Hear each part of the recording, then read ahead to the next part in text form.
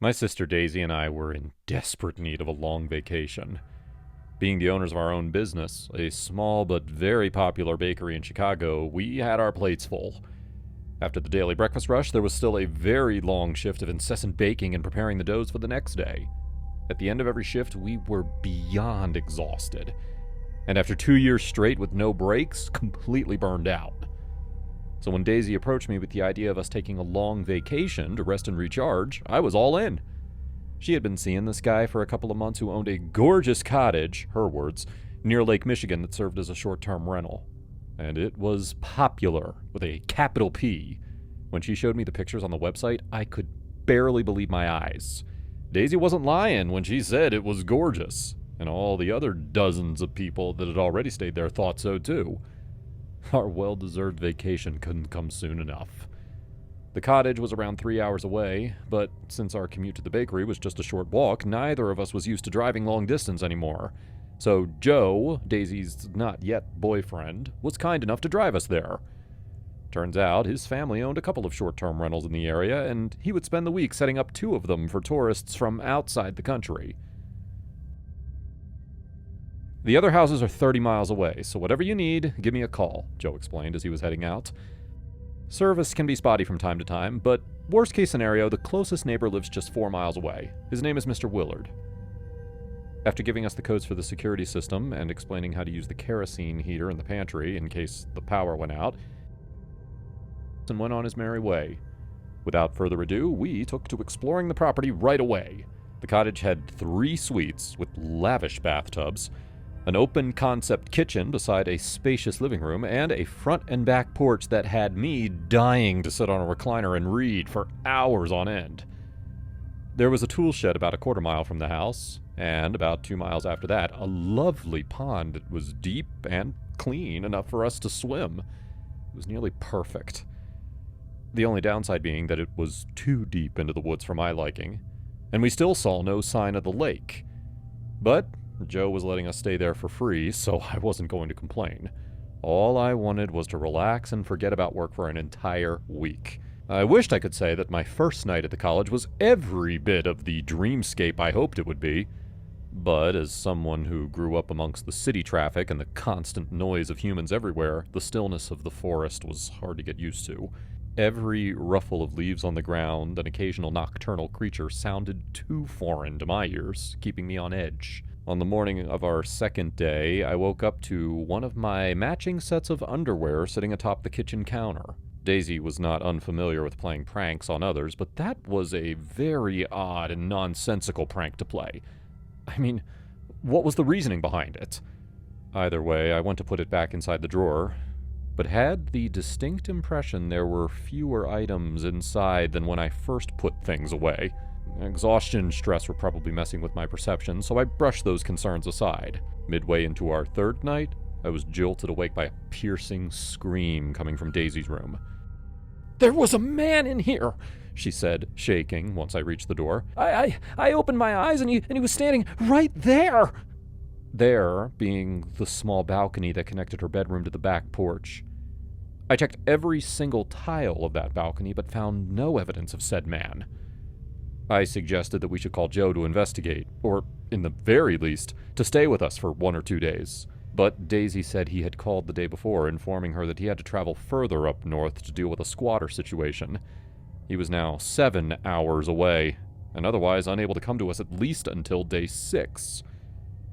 Now, convinced that the cottage was haunted, Daisy announced that we would sleep in the same bedroom until we left. I suppose the isolation, coupled with Daisy's paranormal theories, were getting to me, because by day 5, I had this eerie sensation that we were being watched. All the time, I could almost feel the weight of invisible eyes following us around the house. The eerie feeling only got worse once I confirmed without a doubt that some underwear of mine had gone missing. There was no explaining it away this time as some lapse of memory or a prank from Daisy. I made sure to remember where I'd left it, inside the small laundry basket in my bathroom. Daisy confessed to me that she also noticed some of her items had gone missing. In her case, toothbrush, hairbrush, and her favorite pair of fuzzy socks.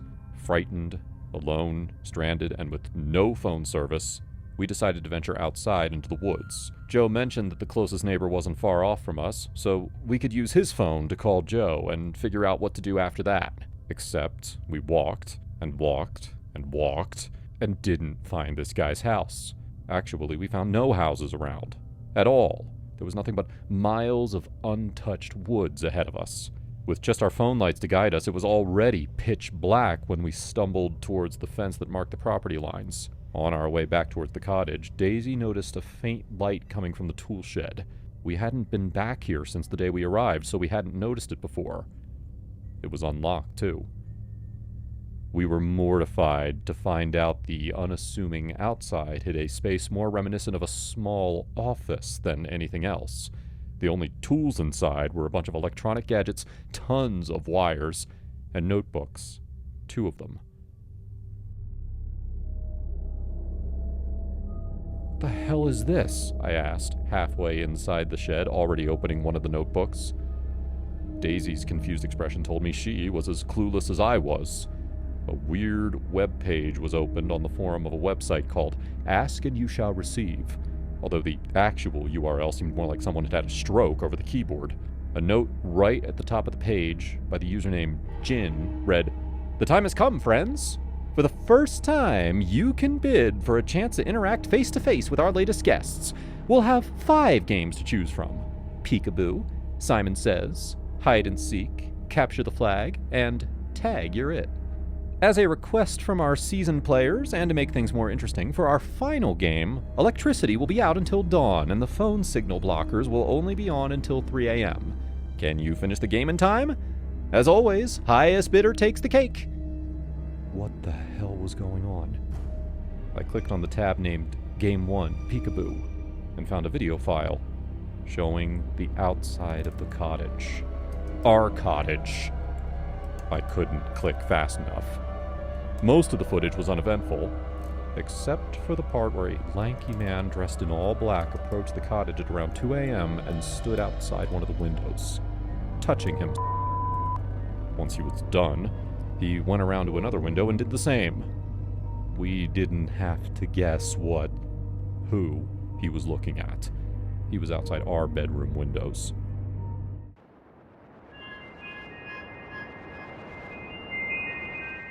Simon Says showed a burly-looking man entering the cottage once we were asleep. No surprises there. He had the security code, taking some things from my drawer and placing my matching set of underwear where I'd find it. Hide and Seek and Capture the Flag had been the man Daisy swore she saw inside her bedroom, and the other thief that stole some of her things. My fingers trembled when I clicked on the last tab. Game 5, set for today, was Tag You're It. And we were supposed to be it. I felt sick, and I figured that Daisy wasn't much different. I didn't know how or why, but these people were bidding on an opportunity to mess with us. And it said there that the game had not 1, but 2 winning bids. Probably 1 for each of us. Damn, that's even worse. And it was clear Joe was behind it all. Who else had access to us in the house? There was no other explanation. So I told Daisy just that. He wouldn't do that, she pleaded, eyes full of tears. He's one of the good ones, Mel. No good or sane person would do shit like this, Dee. He's a psycho, and so are his crazy psycho customers. We were wasting precious time, so I told her to search one computer for all the footage she could find to narrow down the location of the cameras.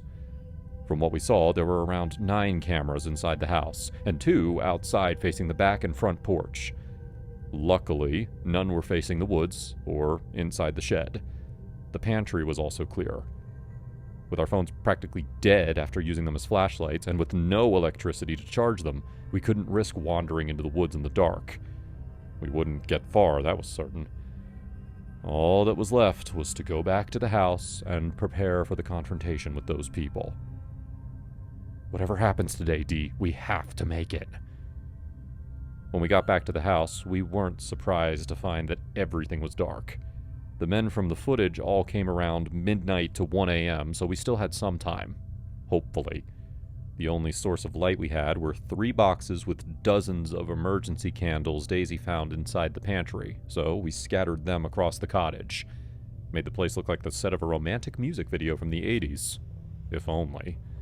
It was cold without electricity to heat the house, but I had other plans for the kerosene heater, so we would have to bear the cold. The cottage had a gas stove, so we were still able to heat up water for our bathtubs. We purposely left the kitchen much darker since we didn't want them to keep tabs on us there, where we could grab knives.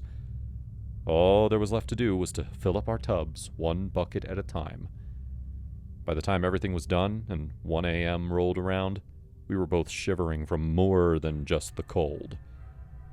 I drenched myself and the entire bedroom and bathroom in my strongest perfume and laid in bed to wait for the right time. And I waited, and waited, and waited.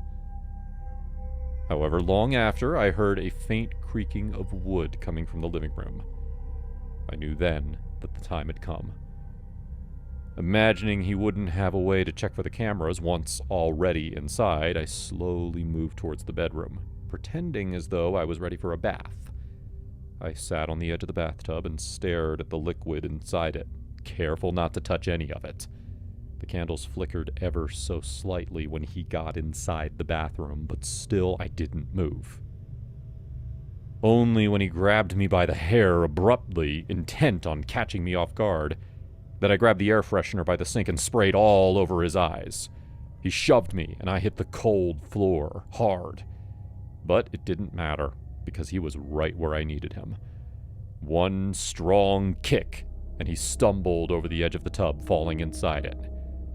I saw his eyes widen in surprise once he noticed the smell coming from the liquid, and the realization that it wasn't water came a few seconds too late. He opened his mouth, but before he could say or do anything, I knocked a candle off the vanity and into the tub. It went up in flames like a bonfire, and so did he. As he thrashed around inside the tub, spilling kerosene all over the bathroom, the fire spread rapidly. He wasn't going down without a fight, so I got out of there as fast as I could, headed towards Daisy's room. But her screams reached me faster. I got inside the bedroom to find her, pinned under a man wearing a balaclava, with a kitchen knife lodged on her shoulder. The room had a faint smell of burning, but no active spots of fire. I realized, belatedly, that the man had a bucket beside him, the same bucket filled with kerosene that we used for the tubs, and he immediately spilled it over himself and Daisy. When I tried to move forward, he took one of the candles nearby and hovered it over Daisy's terrified face. "Wouldn't do that if I were you, chickie," he said, sneering. "That would kill you too." "Fine by me." I could feel heat slowly spreading behind me, and that told me that the fire from my bedroom was catching. Soon enough, it wouldn't matter if he decided to toss the candle or not. The whole place was about to catch on fire. Daisy's pleading eyes found mine, and she focused on them, nodding. She knew the risks we were both facing, and her now determined stare told me that she would rather get out of this badly burnt than inside a body bag. Holding my own kitchen knife, I prepared myself for whatever came next. Daisy's smartwatch went off, loudly, letting us know that it was 3 a.m. The man noticed this too, checking his watch in a reflex. It was only a few seconds of distraction, but it was all the time we would ever get. I lunged at him with all my strength, and the impact caused him to tumble back, freeing Daisy. The impact also caused the small bedside table to wobble, and one of the candles fell on the floor beside us. We watched as the small flame grew bigger and bigger, spreading over the thick carpet, slowly reaching us. He must not have been as ready to die as he said, because once the flames reached his leg soaked in kerosene and caught on fire, he shoved me aside in favor of smothering the flames. Daisy and I took the opportunity to get the hell out of there, but not before grabbing the 2 remaining gallons of kerosene from the pantry, spilling one all over the inside of the cottage and lighting it on our way out. Then we ran into the woods towards the tool shed. I was about to give it the same treatment when Daisy stopped me, filling a box with the notebooks, flashcards, and other random gadgets that she found lying around. A few miles ahead, we found a car parked, with the key still in the ignition. Yes! These monsters really weren't expecting much of a fight, and it showed. To hell with them and all the others watching, too. We packed our box of evidence in and drove away from the cottage as fast as we could. As the rear view mirror glowed bright orange and the trees were engulfed by the flames, Daisy and I shared a knowing look. Maybe we should pay Joe a visit.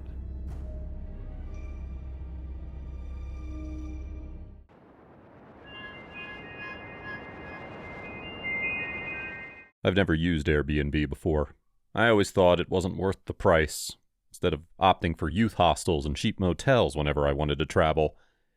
But then I had to go to Albuquerque for a little over the month, and I couldn't find any hostels in the area. I finally checked out the Airbnb website, and I found the perfect place. It was like a commune for creative writers and digital nomads.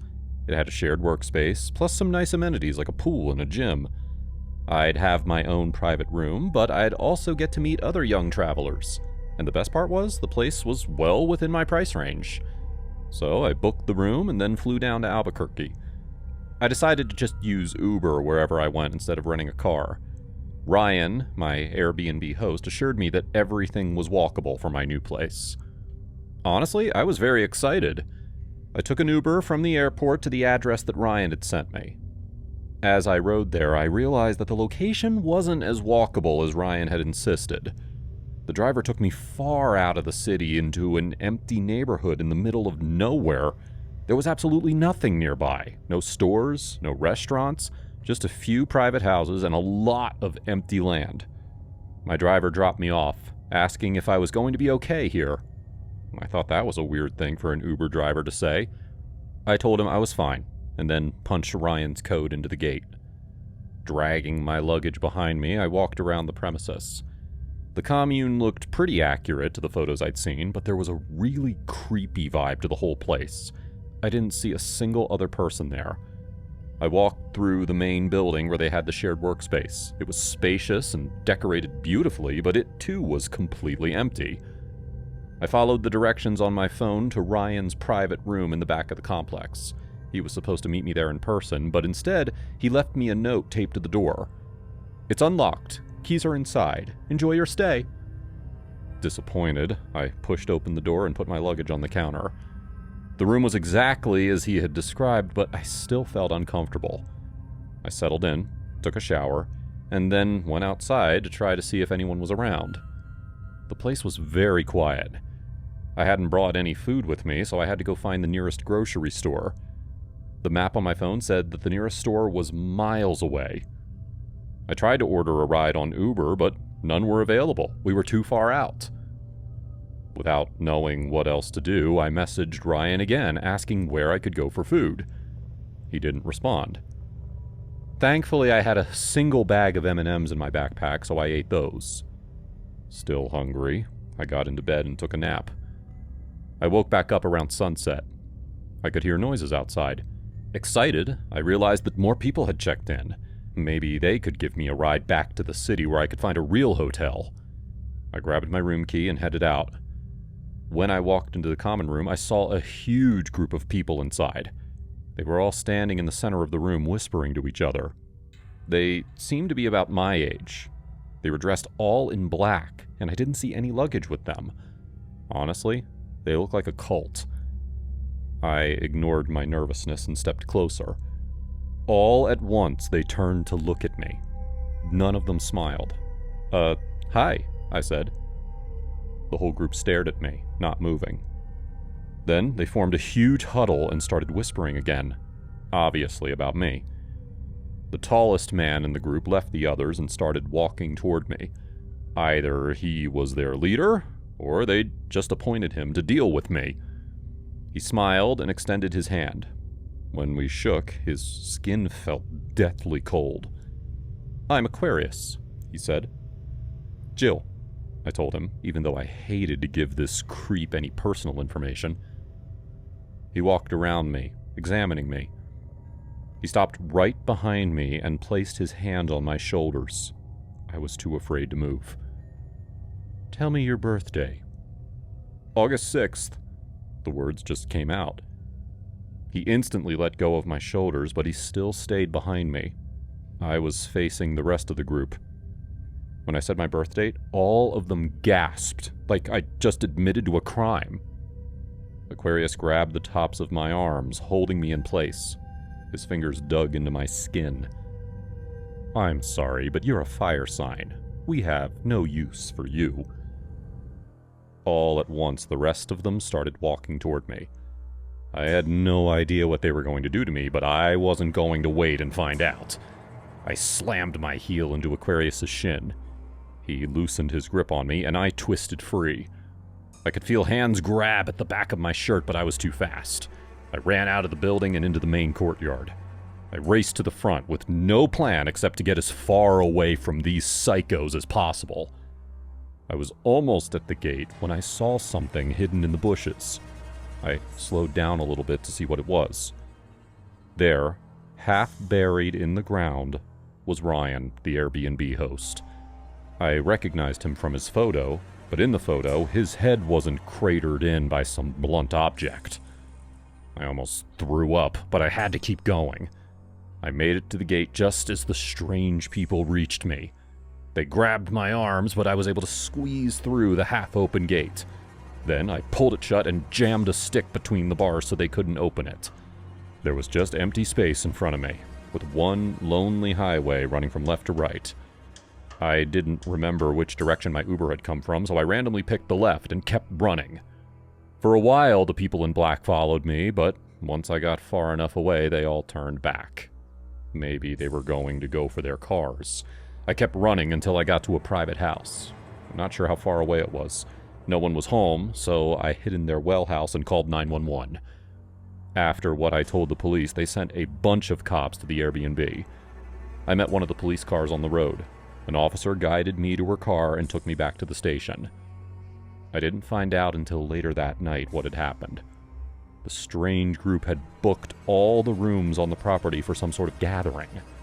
I don't know what brand of witchcraft or Satanism they were practicing, but they killed all the people on the premises right before I got there, including Ryan. They thought they were alone to do their ritual, but no one told them that Ryan's room was rented out to me. That's why they tried to get rid of me, too. When the police arrived, every one of them was gone. They left some of their clothes and ritualistic objects behind, but they drove off before anyone could find them. I ended up checking into a hotel on the exact opposite side of town. I stayed in Albuquerque for the month, like I'd planned, but I kept having nightmares. I still do.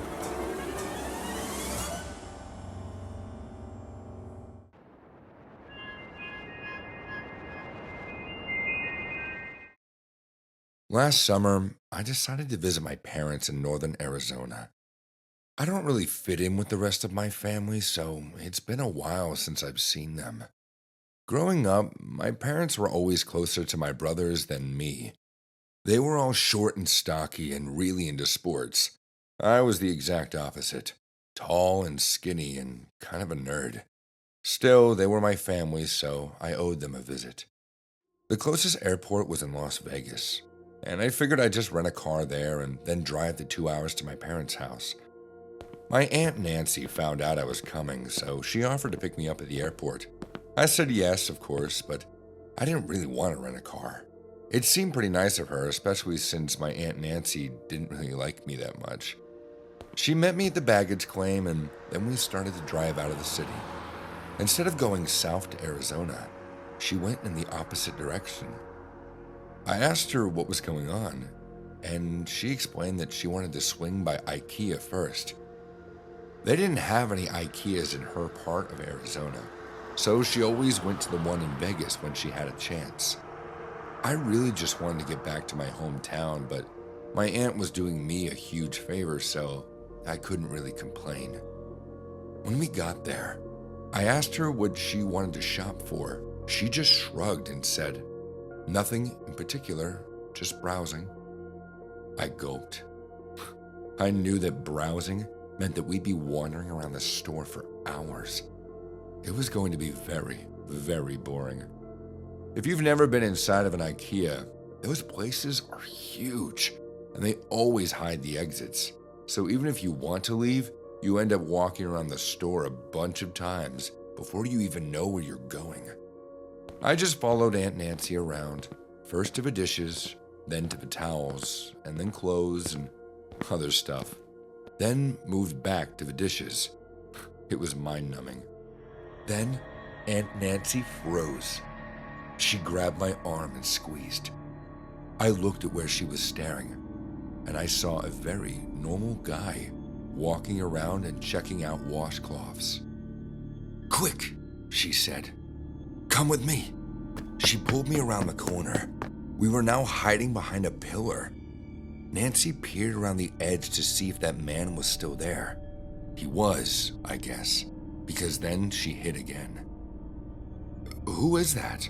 I asked. "I have no idea," Aunt Nancy said. "Then why are we hiding?" "Can't you tell?" she said. "That man's dangerous. He's obviously strung out on something bad. Or something."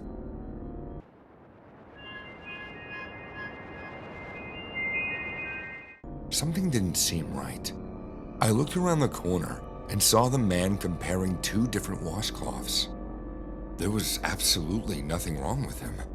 He seemed like some tall, nerdy, middle-aged man. I told my aunt that she was overreacting. Then I started walking away from her, and she literally grabbed me by the collar and yanked me back. "Don't," she said. "He'll kill you." For a second, I thought she was messing with me. My whole family did that a lot. They tended to gang up on me, especially when they were all together. As the black sheep of the family, I was the butt of a lot of jokes.